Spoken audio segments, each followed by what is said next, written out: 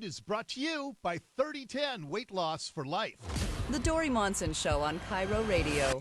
This is The Big Lead. Yes, it is. Coming to you from the Carter Subaru studio, streaming on Facebook Live. Welcome to The Big Show. Got lots of stuff to talk about. Coming up at 1:30. Really interesting guy, Michael Gervais. He is Pete Carroll's partner Michael is a sports psychologist. He is the Seahawks maximum performance specialist. But they're also working with a bunch of Fortune 500 companies about how to maximize everything you do in life. And he reached out to us because he said, there's a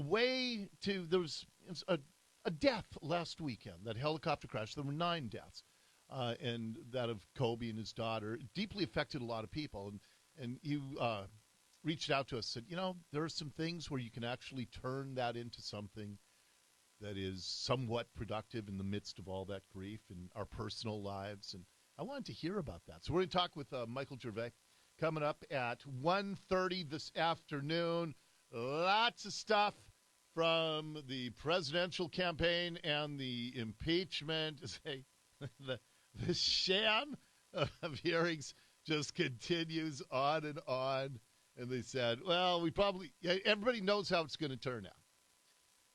But they said, we might just delay the vote until next week now. And it's just ridiculous. It is just an unbelievable scam.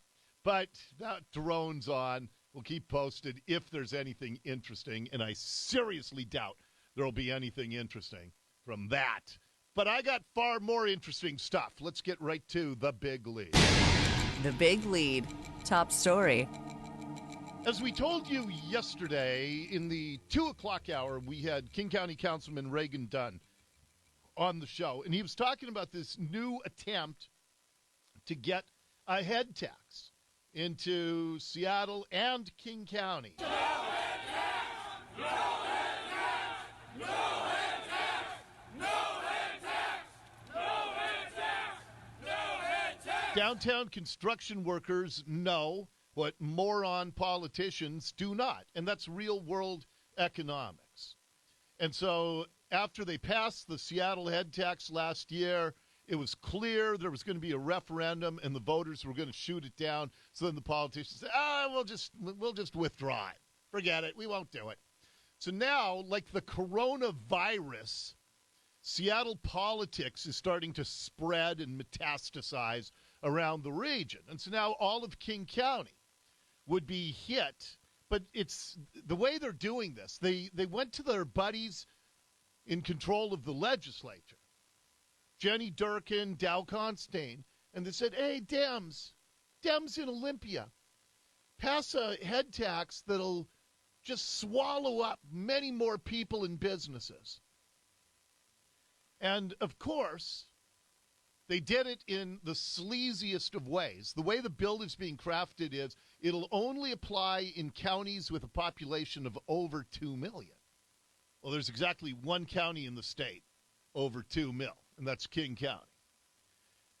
And they are going to, for every company, 50 employees or more, if any of their employees make over $150,000 a year, they're going to assess a head tax on those companies of anywhere from $200 to thousands of dollars per employee per year. But there is something in this bill that shows the sleaze of the people in charge here. Reagan Dunn, if you missed the conversation in the 2 o'clock yesterday, he talked about how it's going to affect business, how it's going to kill jobs. We're not in a vacuum. If a company has a choice of opening business in Shoreline, in King County, or in Mount Lake Terrace, right across the street, they're going to open in Mount Lake Terrace. How do people not understand this? Yeah, cars cost less in QL. We all know that saying. Why is that? Because the sales tax is so much lower. I'll tell you, Dory, I don't buy anything large in King County. I won't buy a washer, dryer, fridge, car, or anything because you're just paying, for essentially to grow and create new bureaucracy. So it's a very significant problem. We all know there's going to be scope creep. That 150 is going to go down over a period of time. Those businesses, it'll be 50, then it'll go to 40. And then, if you're in, some of the other counties around King County, don't kid yourself. Over time, that legislature will go ahead and pop that into Pierce and Snohomish and Kitsap, and it will just never stop. Because every single tax you've ever seen in this state, with one exception, the APHIS levy, everything else has gone up incredibly steadily over a period of time, and there's no such thing as a rollback. Anytime we give them a new tax toy, they just abuse the heck out of us. The sales tax was 4% when I was a kid, growing up on the mean streets. Now it's over 10%. Every tax skyrockets. Another reason why we can never give them an income tax. But this is essentially a backdoor income tax. But then I found I really did not know this. In the course of my conversation with Reagan Dunn, I found out something that nauseated me. It is a staggering number of employees who make over $150K. City of Seattle, same thing. Thousands of employees who make over $150,000. How are they going to be taxed when they're a governmental entity? Guess what? Local government has exempted itself from this. No. No. It gets better. Hold on. So county council members who would be subject to the tax are the ones who would pass this. It's a councilmatic vote, so 5 of the 9 members vote for it, and yet they won't have to pay it. So I did a little research for you. You know why? Because I love and I like having data. So this head tax bill would not apply to government. How sleazy is that? And why not? Well, they say, if we paid a head tax on all of our employees who make over $150,000, then we would have to take away money from other vital services that we provide in our budget. Hey, morons, what do you think private companies have to do when you assess this tax on them? They can't just manufacture the money out of thin air. They actually have to pull money from other line items in their company budget. Maybe what was a profitable company no longer will be, and all jobs will cease for that company. Maybe they would like to grow and add jobs, but won't be able to execute those growth plans. It's the same thing as government. Government says, no, we can't take money from vital services and slide it into housing. And that's the scam of this. This jobs tax. And I wish people would stop calling it a head tax. Stop using these euphemisms that are always created to try to soften things up. It is a jobs tax. And when you tax things, you get less of it. That's why we have sin taxes. People will drink less. People will smoke less.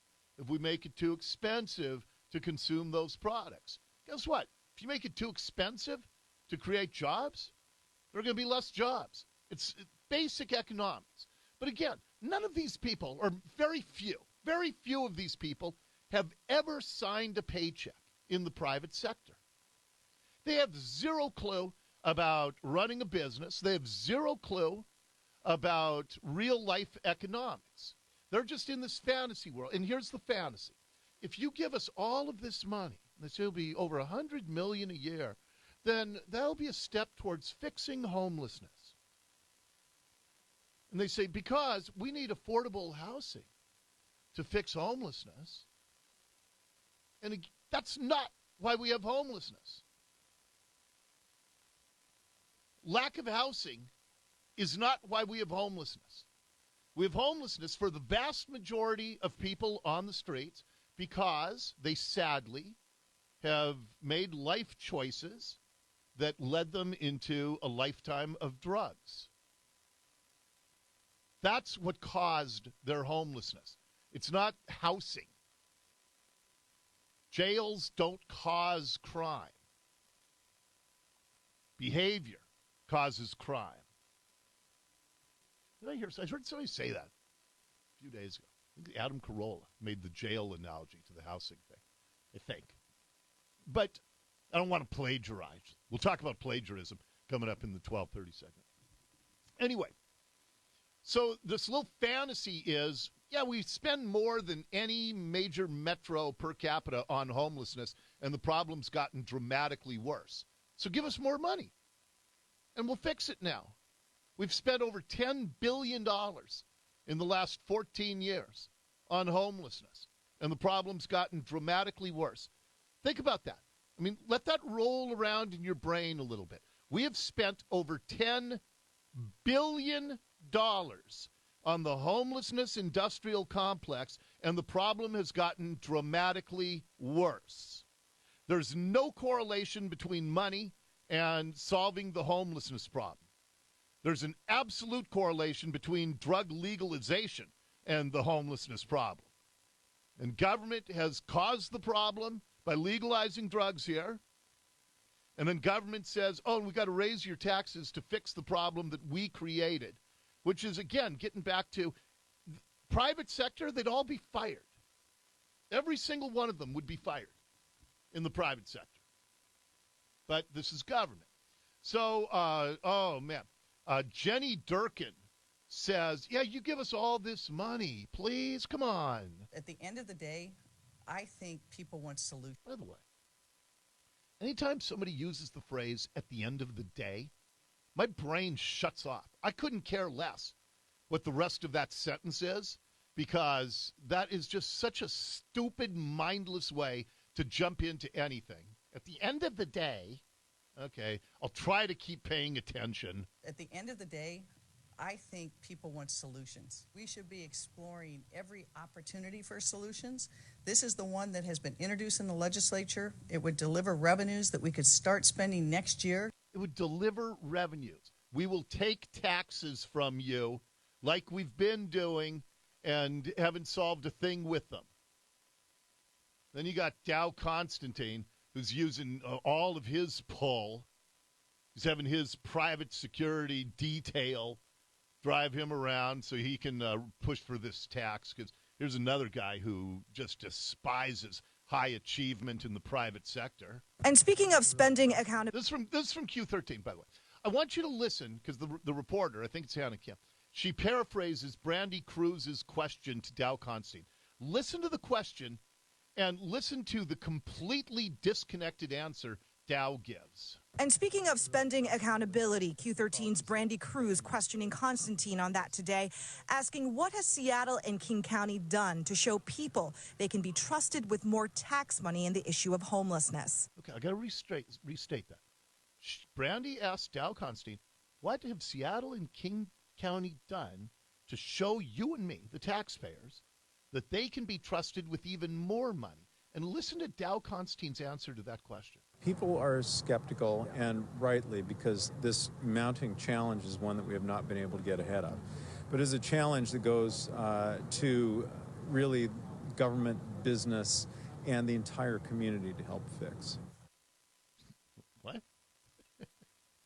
Huh?